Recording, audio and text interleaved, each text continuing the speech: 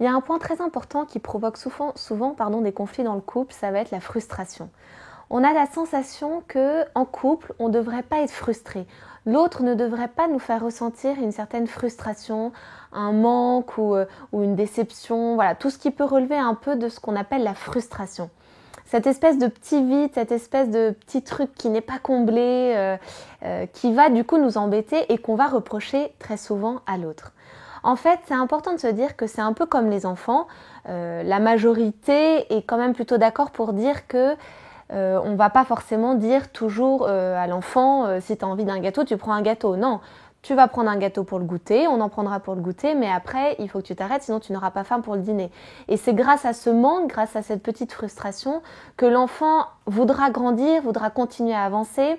C'est comme ça d'ailleurs aussi que l'enfant apprend à parler parce qu'il est frustré de ne pas pouvoir exprimer ce qu'il veut dire. Donc il va se forcer, mais ça se fait naturellement, il se force pas en réalité, mais ça se fait naturellement. Il va vouloir parler en fait, il va avoir ce désir de parler pour arriver à ne plus être frustré et faire en sorte d'aider l'adulte à moins le frustrer.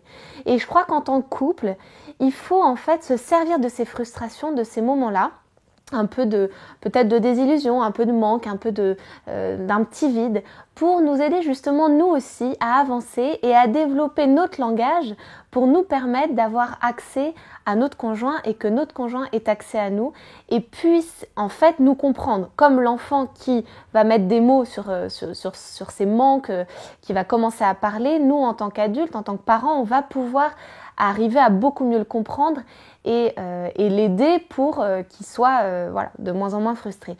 Mais je dirais que dans le couple, c'est exactement le même processus. Plus on va avoir ces petits moments de vide, plus on va se rendre compte de la différence de l'autre, du fait qu'on n'a pas forcément le même langage, qu'on n'a pas forcément la même vision de la vie.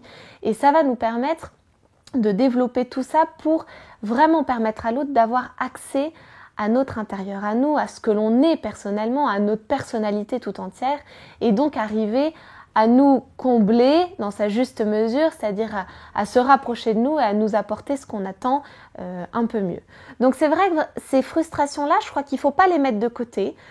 Quand j'entends des couples qui nous disent, qui peuvent me dire ça fait des années et des années que je suis frustrée à ce niveau-là, eh ben, j'ai envie de vous dire non, ne laissez pas les frustrations s'installer.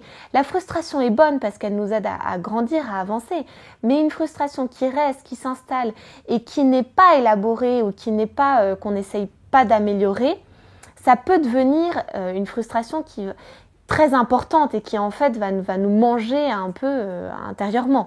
Donc c'est vraiment important de prendre en considération ces frustrations et de se dire, voilà, qu'est-ce que je peux faire, comment je peux aider mon conjoint à m'aider ou alors comment je peux arriver à trouver des choses pour moi qui va me permettre de combler ces frustrations et de ne pas rester là-dedans dans cette sensation de manque et de vide.